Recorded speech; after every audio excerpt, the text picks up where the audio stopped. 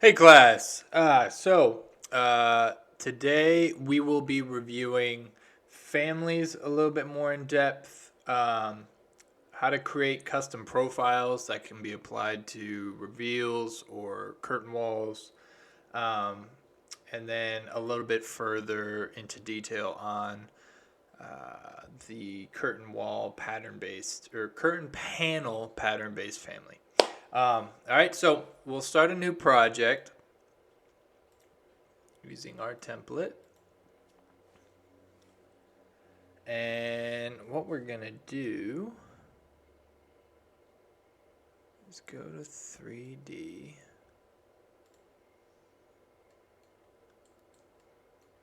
And actually what we'll do first is lay out a structural grid. So the first thing in families that we need to do, we'll create a custom column. And I'll show you how to assign parameters to families, just like we did in the current panel pattern-based assignment. But these can be applied to pretty much every element within element that you can import. So we'll just create a real simple grid, structural grid. So over in the architecture tab, on the far right, there's a datum group. Go to grid, and let's just drag some out. Copy one over. Let's do 15 feet. It's kind of a tight grid, but it's fine for now. And I think I've mentioned it before, but I'll mention it again. So when we're using these modification tools, and honestly with everything within Revit, up on the top left in this like kind of smaller ribbon below the main one, there's these series of options that pop up for copy. There's a constraint or a multiple or singular, which will tell you how to create multiple copies of something or whatever. Basically, every option or every series of commands that you use in Revit may contain different options that you can select and deselect up at the top. So be aware of that. Like copy for some reason always defaults as not multiple, and it's a pain in the butt to copy and then have to hit the copy button again and then copy one more over. It's much easier to just hit multiple. So anyway, just copy a couple over and then do another set of horizontal grids. Let's switch this to A. And let's do a 30-foot grid. All right. So this will be a relatively simple building. So now that we have our structural grid laid out, what we'll want to do is go and create a new, new column family. So to do that, to create any new family, we'll go to File up at the top, New, and then a Project. What this should populate, and if you do not have these pop up, let me know and I can show you where to find them, where to download them, etc. But when you go File, New, Family, it should populate these family templates, which have every single type of Revit family that you could possibly import or create a new set of one is listed here. And this is a really good starting point, and be very attentive to what type of family you're opening. So let's take profile for example, right? So there's a regular profile Revit family template, which you can use, but there's also a profile for a rail, which is like a stair rail. There's one for a reveal. And if we opened profile, it's just going to have your one vertical reference plane, one horizontal reference plane, and that's it. If we opened up the profile reveal family, you'll actually have some annotations along with this. So in a reveal, you want to be cutting into the wall. So this highlights exactly what this reference reference plane is, which is the wall face. And then this is the side that actually has the wall. This is the exterior. This is the wall structure. So you would draw your profile to the side in which you're actually cutting into the wall. And those are some of the small things within each Revit family that will help you set up your families successfully and help guide you in the creation of those. So column, thankfully, we only have one. So we'll open the column Revit family template, and it gives us an initial setup where it gives us an already created depth parameter, width parameter, and which is kind of nice. But actually, for what we're doing right now, we're going to delete these. The reason we're going to delete them is because I'm going to show you how to set them up. But for right now, what I want you to do is go in and hit create extrusion. We're just going to create a really simple rectangle. Doesn't matter what the dimensions are. You can just put it anywhere within the project. And then what we're going to do, so to snap and lock these, because we're going to use these grids as the guides for our column geometry. What we want to do is snap and lock the model lines, which is the magenta lines, to those reference lines, to those reference planes, so that when we manipulate the reference planes where they are located, the geometry responds to that. So what we can do is go up, hit a line, just hit a line. Click the reference plane, then click the model line, and what's gonna pop up is this little padlock. What you want to do is lock that into place, and then do that for the remaining model lines to their corresponding reference planes. Lock them all. And if you hit check, then what will happen is if you take this reference plane and move it to the left or to the right, the geometry of the column is going to change with it. All right, and then when we start to add dimensions onto that, they'll start to respond to those. So the other thing we want to do, so we are creating a three-dimensional geometry with this rectangle. Of course, that doesn't really look like a column. It looks more like Amazon box. So what we want to do is go to the front elevation, and what this gives us is the lower and upper reference plane, just like you would have in a typical column where you can specify the bottom level and the top level. In the column Revit family template, it has those set up for you to use. And so since we drew in the lower reference level, the bottom of the geometry is more than likely locked to the lower reference level, but we want to go and change this, or lock the top of the column to the upper reference plane. So do the exact same thing we did with the reference lines. Go up to align, select the upper reference level, then want to hover over here, make sure we have the top face of the column geometry selected. Click and then hit that lock button. And now if we go in and change the height of the upper reference level, the geometry of the structural column moves with it. So now we went in and deleted those initial parameters at first. what I'm going to do now is actually set them up again. So what we'll want to do, and we can do, let's get into parameters a little bit. So we'll start off with some really easy parameters. So we'll do an overall depth and an overall width. All right.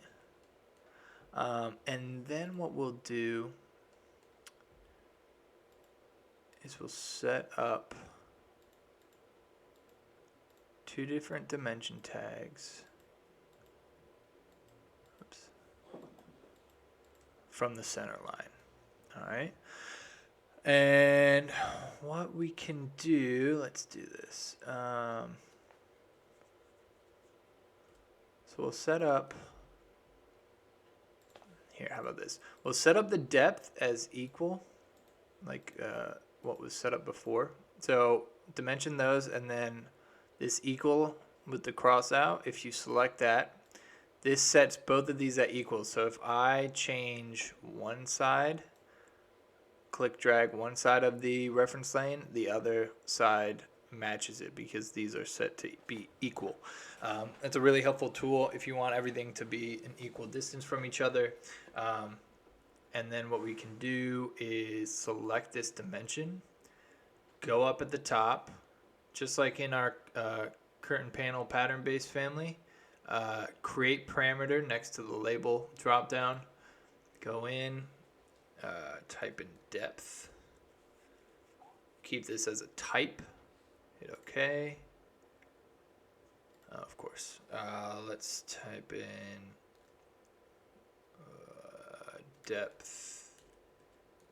Actually, let's go in and delete the old one. So to go into and find your existing parameters, what you'll want to do is go to the top left and under family types. This will bring up all of the existing parameters in the family. And we can just go in and delete the depth parameter and the height parameter. And then go in, create that parameter again. This time type in depth. Keep it a type parameter, hit OK. Now we've created a depth.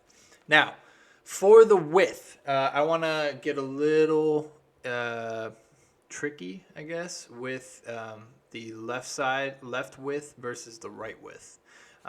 So I'm gonna assign here. I'm gonna assign the width as 2 feet. So go and create parameter, type in width, hit OK. And then instead of going in and changing these to their corresponding dimensions or parameters like we were doing here up at the top, what I'm going to do is go in and create parameters within the family types window and show you guys how to do that. So what you guys can do, go up to family types, and down at the bottom left there's a couple buttons that you can select from. The first little pencil is editing a parameter, so that's if you want to go in and edit the width parameter, you can use the edit parameter tool, or you can go in and create a new parameter, and that's what we'll do. So we'll create 2 new parameters. One is left width. All these are fine because we eventually are going to want a length, but you can change these to any different type of parameter depending on what you're doing. And dimensions is what we want, so press OK, and then we're going to create one more, same thing, right width, and yep, common length dimensions, type, good. Okay, so now we could go in and just type in, 1'4", 1'6", and then the other one 6 inches. But what we want is for the left width and the right width to respond to the overall width. And how we can do that is by using the formula section of parameters to have all of these, the two sub widths, I guess, respond to the overall width. So the first one we'll do, so let's say I want to have the left width be 2/3 the width, the 2/3 of the overall width, okay? So what we can do is just using basic mathematical formulaic structures, basic math, we can do that. So we'll put 2/3 in parentheses, so 2/3 in parentheses, and then multiply that by just typing in width. So this is saying that we want 2/3 multiplied by the width. Make sure it's spelled correctly and the capitalization is the same. Okay? This is very important. You gotta make sure that it's spelled exactly the same. But if we go and click off, now we have the left width is 2/3 of the total width. And if we change the width, it will change the left width. And the nice cool thing is if we change the left width, it will change the overall width. Either one we can manipulate, and it will the alternate will respond to it. Now, the right width we can't really control. It needs to be the remainder of the width minus the left width. So that's what we'll type into the formula. So we'll type in the width, which is the overall width, minus the left width, and hit enter. And now that is 6 inches. Now the 6 inches is grayed out, and the reason for that is that it is relying on these two dimensions for its dimension. So it's asking for two completely variable parameters. So realistically, I couldn't go in there and type 1 foot because the left width, like you can have endless amount of combinations of width and left width to get you to 1 foot. So it is going to be grayed out, and it will only be able to be manipulated by manipulating either width or left width. But once again, we can do that, and they will respond. So if we hit OK, now we've changed width. However, we have not updated, and it looks like these actually have already responded. But we need to assign the parameters to these two dimensions. So we'll go in, assign the right width to this one, assign the left width to this one. And I know that didn't change. If we tried switching right now, right width to left width, it's gonna, it's not gonna like that. So we'll just keep it the way it is. Now, if we go in and make this 4, now both of those respond. And just like if we change this, the depth,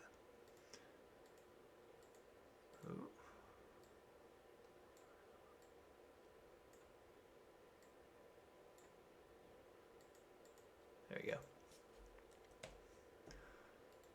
It will respond because it is has an equal chain associated with it. So these are pretty thick columns.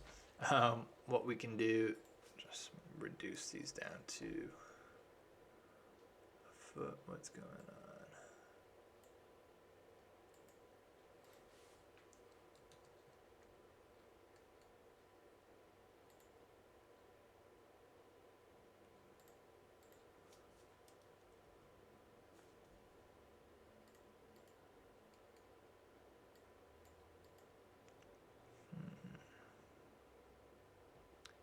I go in.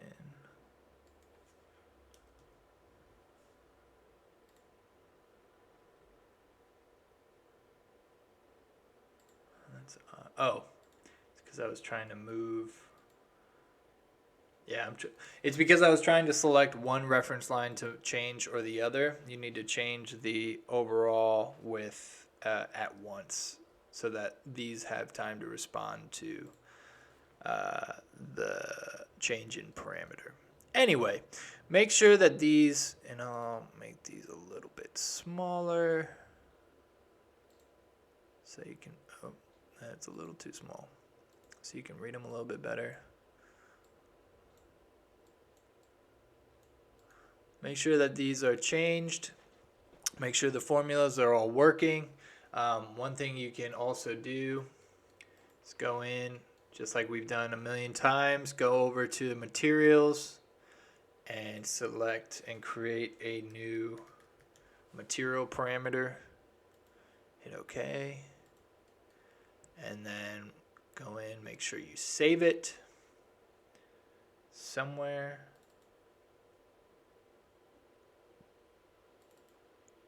We can just, excuse me, we can just call it column for right now. And then we'll load into the project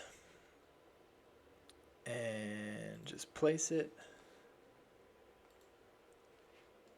All right.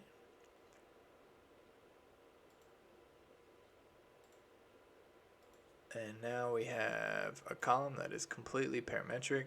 So what we can do, we can go in and we can change the top level to roof and it will respond.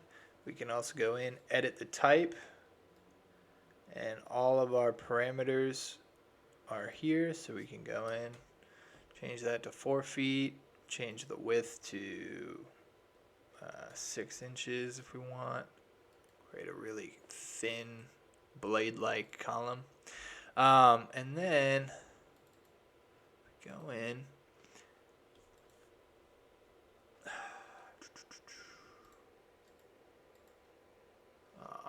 Damn.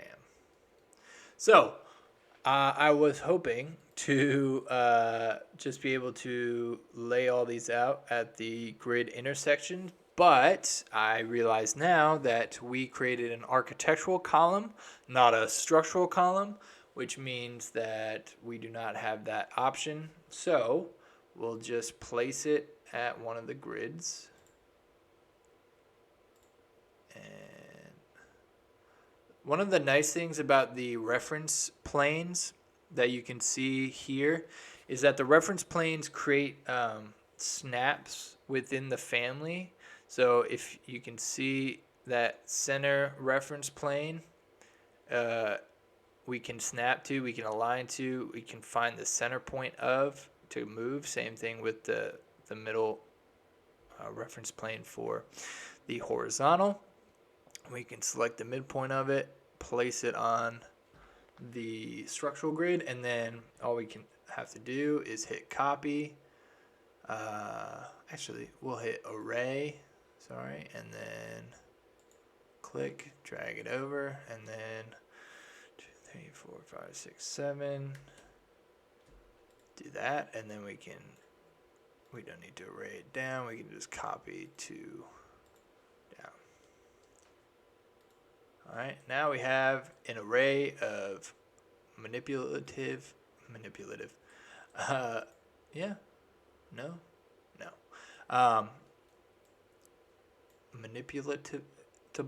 manipulatable, if sure. We'll go with that if that's a word, and we can adjust all of those from there. Now, after we've done this, we need an actual roof for it to structure. So what we can do is go in and create a mass for this guy. Let's go into massing and site, create an in-place mass, call it whatever. And then we can go into a floor plan. And then, how do I want to create this?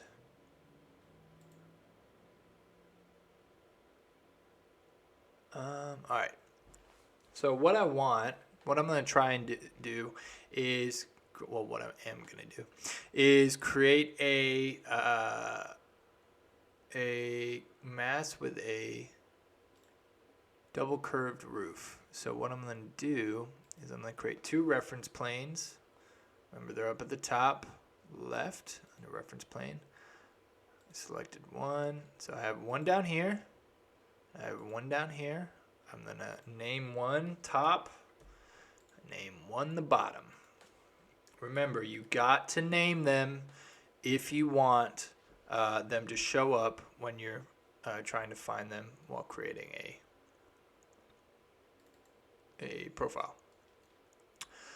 So we'll go to the south elevation, since that's parallel with the planes that we just set up.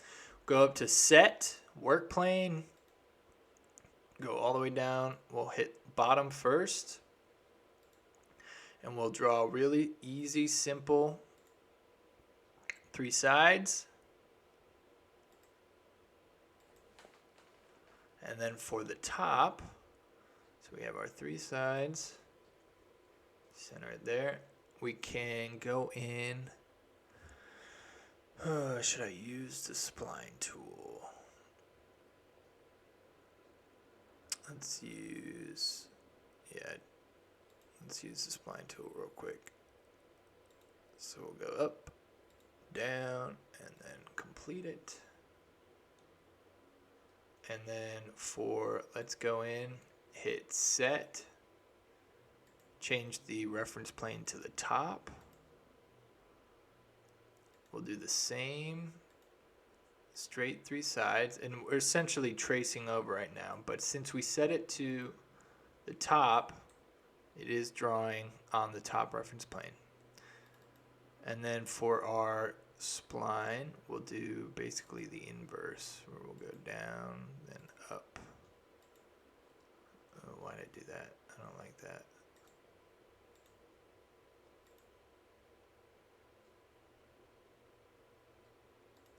I think it's snapping to, for some reason it's snapping to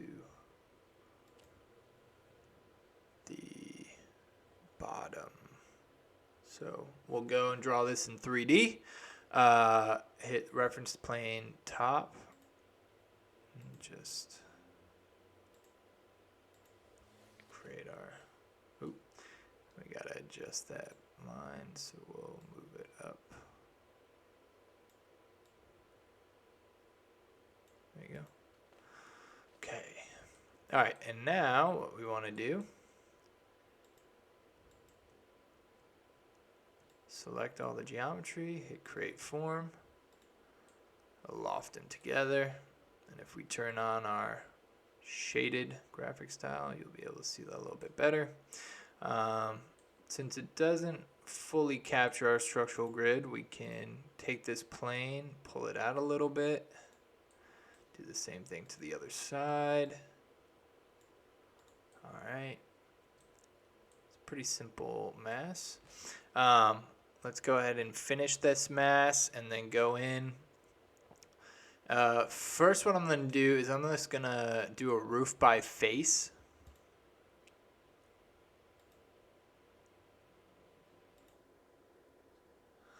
And so go roof by face. Doesn't matter what. You can just select the top, hit create roof. And then what I'm going to do is go in, I'm going to select everything. I'm going to filter out the columns. So check none and just check columns. And then the one thing that it does give us with an architectural column is attaching top or base.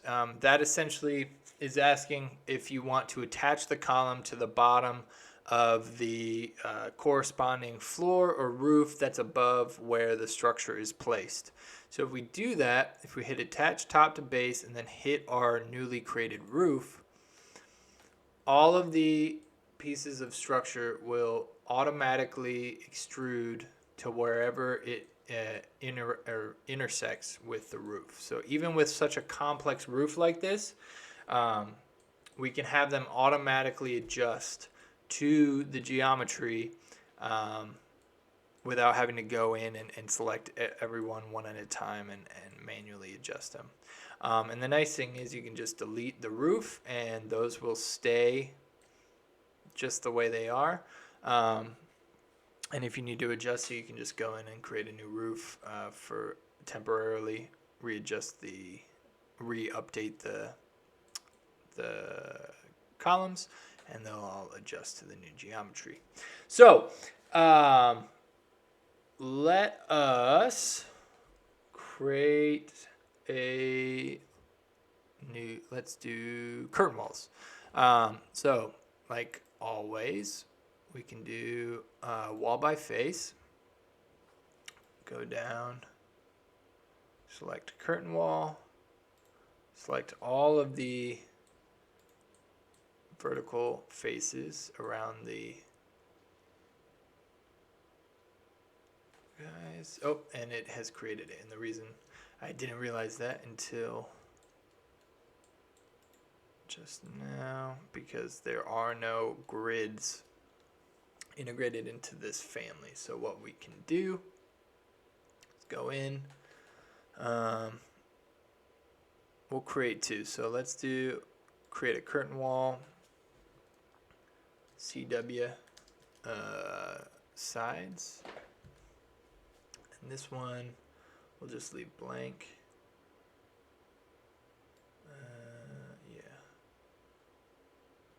Let's just leave that blank. Vertical, let's do vertical grid. Let's do a fixed distance. So we'll match the structural grid by going 30 feet. Vertical mullions, we can just do whatever.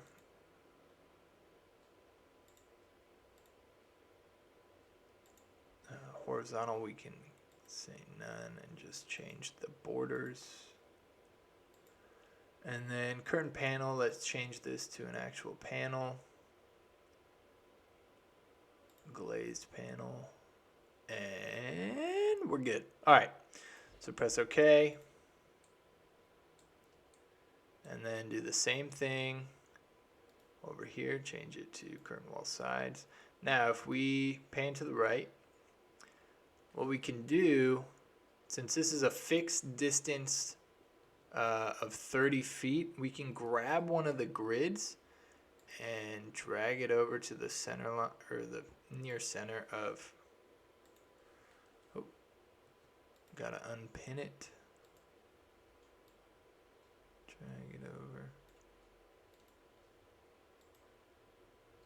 Why did that not do it? I apologize. For some reason, I thought that they would move along with it. Let me try one more thing.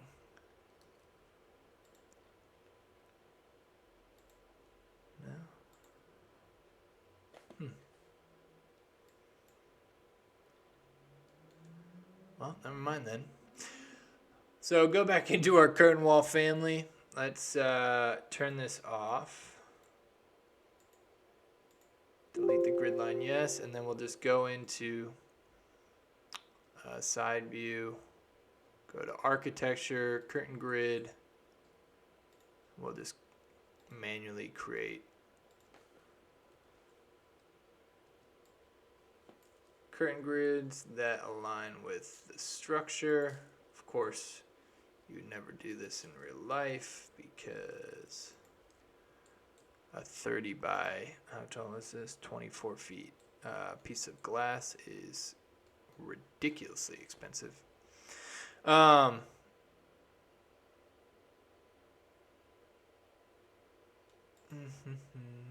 do that again for the other wall. Anyway, this is not the point of, we can align these two together.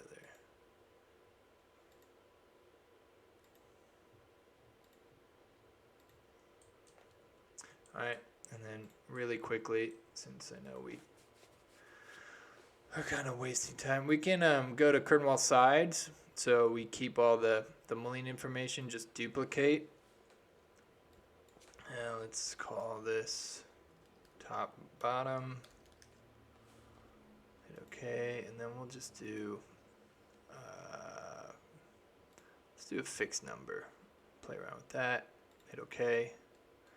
So this one, the fixed number, and I don't think we've reviewed this yet, the fixed number is all controlled from these instance parameters. So if we set this one as top and bottom as well, these two can have different vertical grids because they're tied to the specific instance of the family, not the type of the family. So if we go and we change this to like 16, and then we go in, change this guy, change this wall to 20.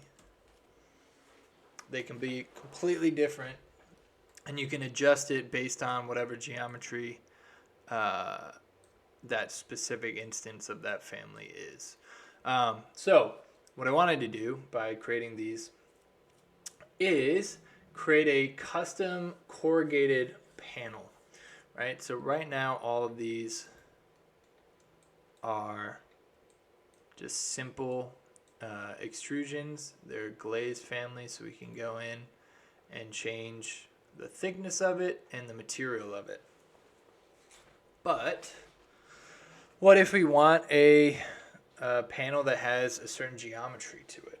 So what we can do is go in and create a new profile that can then be assigned to the panel.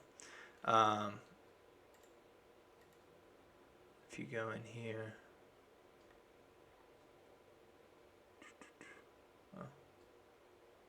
it's not, never mind. So anyway, you can go in, File, create a new family, and then go down to Curtain Wall Panel, hit Open. All right, and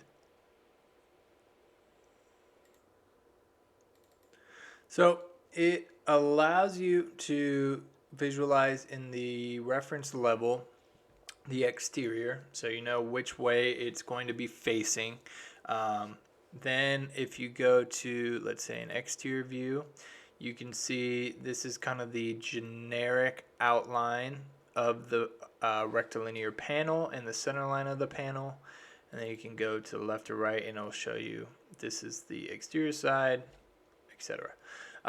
So since we want to do a corrugated panel, right, we're going to want to create a profile from the side. And so we'll go to either the left or right elevation, and we'll start an extrusion. What we want to do is set the work plane. So we want it center. Okay. Then go to extrusion. Make sure it's on the right reference plane over on the right. That is correct. And then we'll just do, I mean, you can obviously do as many corrugations as possible, but we'll keep it pretty simple for right now. So we'll just do a really basic, one. Doesn't matter the depth because we'll use the equal to fix all these. So we have what is essentially the basis for a corrugated panel. So we have ins and outs. What we can do is use the dimension tool to dimension from the top reference plane down to each corrugation.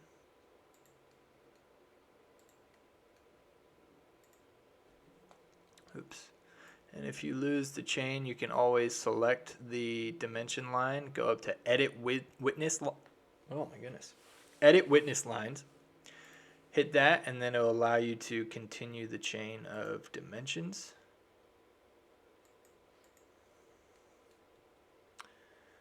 And then if you select the dimension, hit that equal sign, they will even out.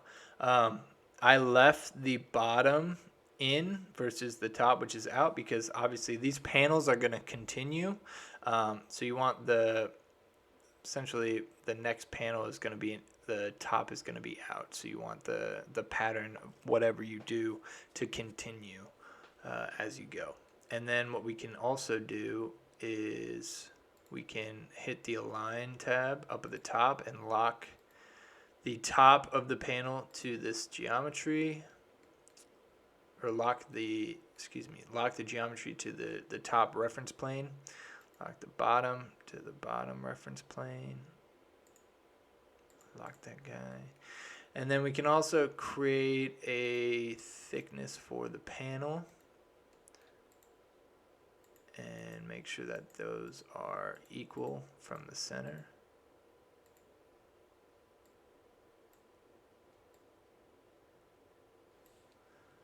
All right. Let's create a thickness parameter really quick.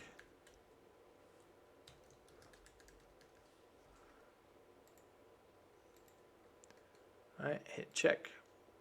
Now, this creates a panel really quickly, but if you go to the exterior view, it's only extruding it 1 foot from the center line, and you can manipulate that here if you want to change that to 1.5, or if you want to do the other side -2, you can do that.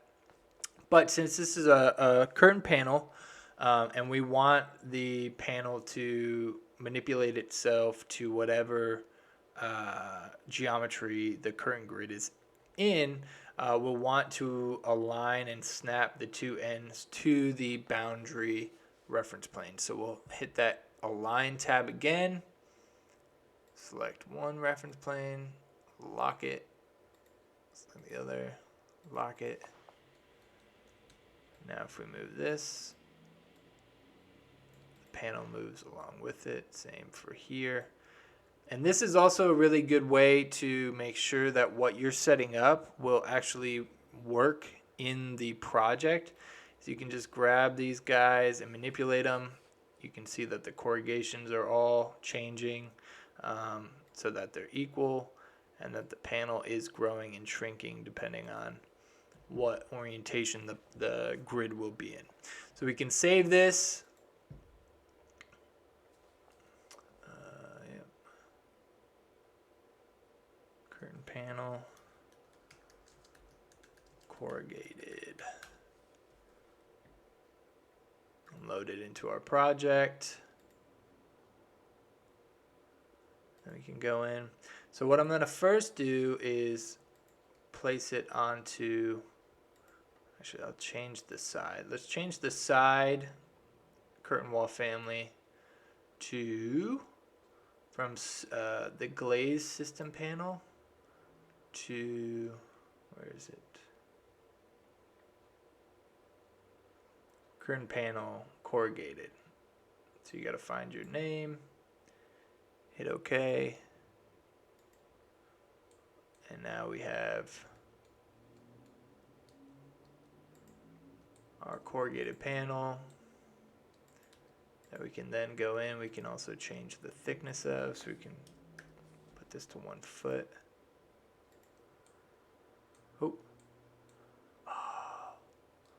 It only changed the top corrugation because we didn't snap the rest of those together. So if we go in and edit the family again, go into that profile, edit extrusion, and so this thickness is only snapped to this top corrugation. So what we want to do is align all of these, snap all of these together. And then we also want to snap this middle corrugation to the center line.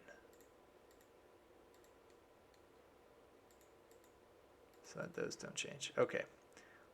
Check. And you can do all of those dimensions and everything outside of editing the profile or editing the extrusion. You can do it in the actual regular family template. It really doesn't matter. So we'll load this back into the project, overwrite the existing condition, yes. And now that we snapped those corresponding corrugations, they all adjust along with the top one, okay? So we have those. Now, what if we want to try and put it, place it onto one of these guys? Well, we can try, and it allows us the ability to select it. So if we go scroll up, find our curtain panel, it's going to tell us that we cannot make that certain type. And here's the limitations for these custom curtain panels that you can create. It is only applicable to rectilinear curtain panels. This goes for any kind of curtain panel that isn't a simple extrusion. Let's say you have like a door, curtain wall door. It's not going to want to be placed into a non-rectilinear panel. And these panels up at the top, they have the angle that creates this curvature. That prevents this specific geometry from being created. So what basically, you can't really do anything about that. I just wanted to show you the limitation. If you did need to create a custom panel for this, there's a couple different ways. Like if you wanted to add corrugations to this, you can do texture mapping, which we'll get into a little bit in when we cover Endscape. The other way would be to create a custom what's it called? A custom generic model, which essentially means you have to model this all manually. So yeah, just understand that there are limitations. So if you do go and create a custom panel like this and you try and assign it to a curtain wall that has angles or curvature that aren't completely rectilinear, it will not work, unfortunately. So having said that, one thing we can make that is custom for this wall is we can do a custom profile for the mullion.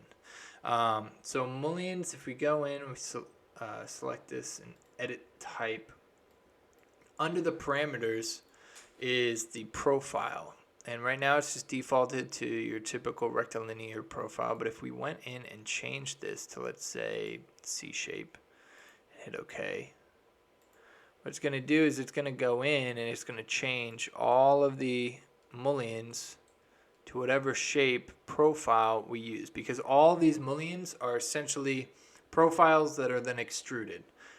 Just like when we created the curtain pattern panel based family, we extruded that profile, like circular profile around the border to create the mullion. This does the same exact thing. So what we can do if we want to create a custom mullion is we can go in and create a custom profile that we can then assign to a mullion and generate that geometry. So once again, File, New, Family. Go down and we'll select Profile. Hit Open. And in Profile, all you have to draw with is a line because that's all profiles are made up of. So what we can do, let's do something a little funky. Let's do a curve, and then let's just mirror this. So mirror, select the axis. Then we can go in, if we select this line, or excuse me, if we go to create line, and then let's do a tangent and arc. Both of these. And then, so we have a interesting, cool profile for the mullion itself. Now, the alignment of it, essentially this is where the grid line is, and the horizontal is where the center of the wall, the curtain wall, is. So we've set it up so that our curtain wall mullion is a little bit more vertical, and is of a oval-esque ellipse shape. But let's say we wanted to add a fin, a vertical or horizontal fin onto the top face of this. So what we can do, and this is where it would be really nice if I knew which side was exterior and which side was interior. But since we don't know, we'll just have to guess. So we can just create a really thin knife edge profile. Mirror this along the axis again. Create line.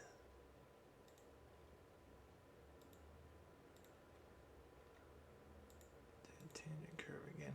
Now, you cannot have a, I don't think you can have a profile be made up of two closed lines, but you know what? We can try it. Let's try. So this is the fin mullion profile. It'll give us an error if we try and if it won't work. So let's load this into the project. And then let's go to mullion. And let's change this. Let's duplicate this mullion. Let's type in vertical fin. Let's change the profile. Fin profile. Yeah, see? Can't do it. So, what you can do is go back to the profile. Which, if we go to view, close all the inactive views, and then go back to this. What we can do is just create a really thin connection back to the mullion. We can trim both the curves and then trim extend.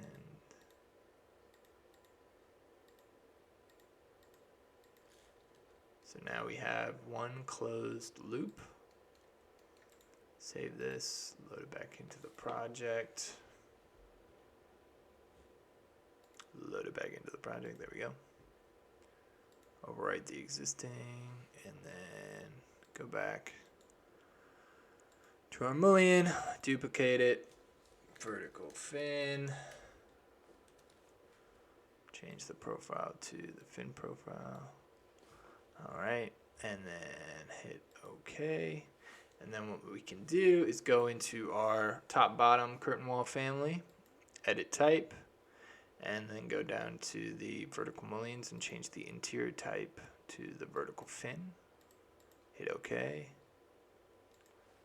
And of course, we placed the fin on the wrong side. So what we can do is go back to the profile, simply rotate from the center. Oh, don't want to, yep, there we go, rotate from the center, place the center of rotation in the intersection of the reference planes. Save this again, load it into the project, overwrite the existing, and now we have very interesting curvature of fins, array of fins. And then the last thing that we'll do is create a pattern for the roof. So we'll go and select the top surface of the roof, divide it. Let's do, what should we do? I don't want to do something super complicated, but I also want to do something interesting.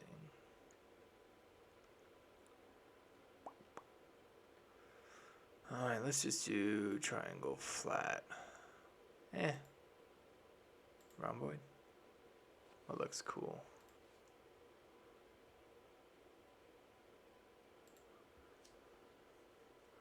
I guess we can do hexagon. It's a little weird. Nah, you know what? Let's do rectangular, and then let's change the number so that it's more in line with the geometry that we've set up. So let's figure out which one is which. What's the number of divisions here? Oh, I forgot.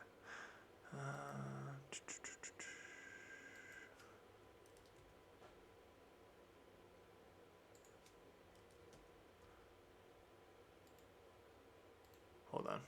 Finish this guy. Let's see what the divisions are. 16. So we go in to 16.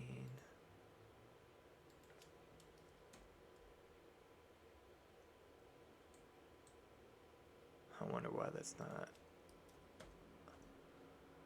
There we go. So now they line up. All right, and then on the U divisions, we'll just do a simple, since we have it divided. Oh, they won't align. Never mind. We'll just do like 4. So we'll have thin rectangles rotating up and down. So we'll have to create a new family. So we'll go, oh, wait. I think I might not have covered this before, but whenever you're creating the curtain panel pattern-based family, what you want to do is finish the mask that you're working on before you import the new family. Otherwise, Revit sometimes glitches out and will not show the mask, and you have to essentially close out to get it back. So make sure that you finish the mask before you create a new curtain panel pattern-based family. Select a new one, hit open. Should default to the rectangle grid. And we'll just create a really simple grid. And what we'll do is we'll just create an extrusion, real simple. And what we'll do is select the top face, find the dimension that pops up, hover over the little dimension icon, make that permanent, and then go in and create a offset for it. We're going to change this to an instance parameter so we can change individual extrusions, individual panels, excuse me, and call it offset. Let's say, hit OK. Save this as curtain panel offset. I don't know. Oh, it's late, guys. I don't know if you can tell, but I am moving a little slow right now. All right, so hit save, load back into the project, and then go in, edit the mask, and change the divided surface to this guy. Now, it's created these really chunky forms. What we can do, let us... So since we, that sucks that we can't.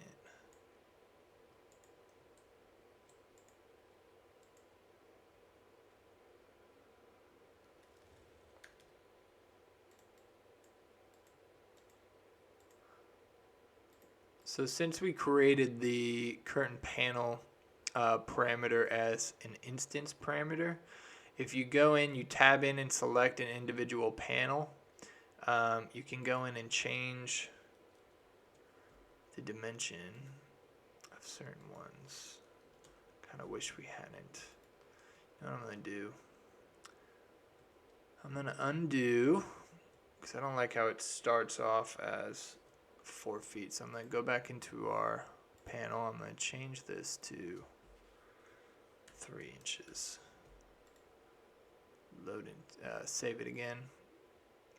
And then load back into the project, overwrite the existing version, and then edit the mask.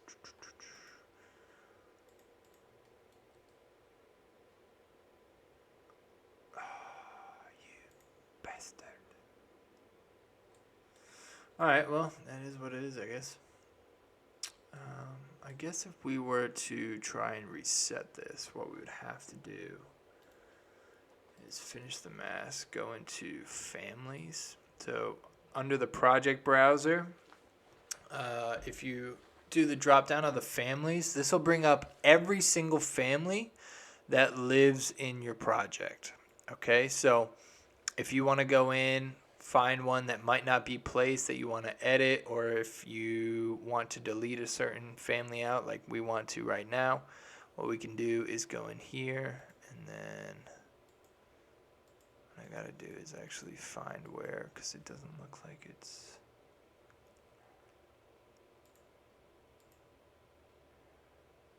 in here. Sorry, it was under current panels. I just am too exhausted to notice. So current panel offset, we can go in and right click and just delete it. And then load this guy back into the project.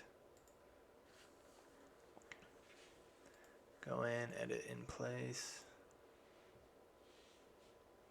Divide the surface. So again, we'll change it to 17 and 4, I guess. And go in.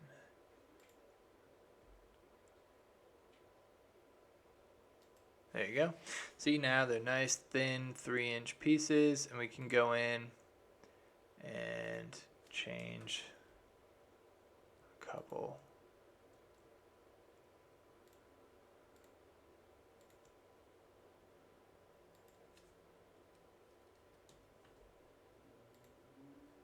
Whoa.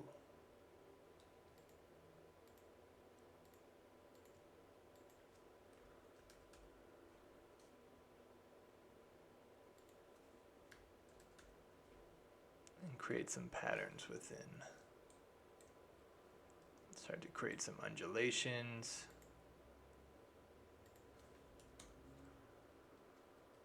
Within the roof.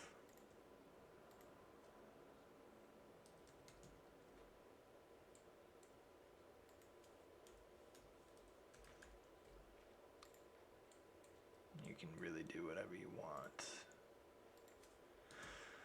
Of course, what would make this really easy is if we were able to develop a script that already had a pattern or a parametric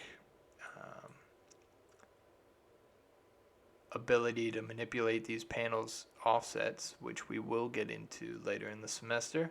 But that's just kind of a preview of what the types of manipulations are, and obviously we can get much more complex with it. But this is what I wanted to review, just getting a little bit more into custom families, custom profiles, how to manipulate different families. And this will relate to the assignment that you have, which is more of a free-form, freehand assignment. It'll be really up to you guys. But it will incorporate a double curved surface, custom families, which will be shown here. So I'll review this before class, but you'll have to create a conceptual mask, have to create a custom shaped profile, mullion, unique double curved surface with a divided surface and a new panel system, and then a series of drawings that go along with that. So as always, if you have any questions, please let me know, and have a great day.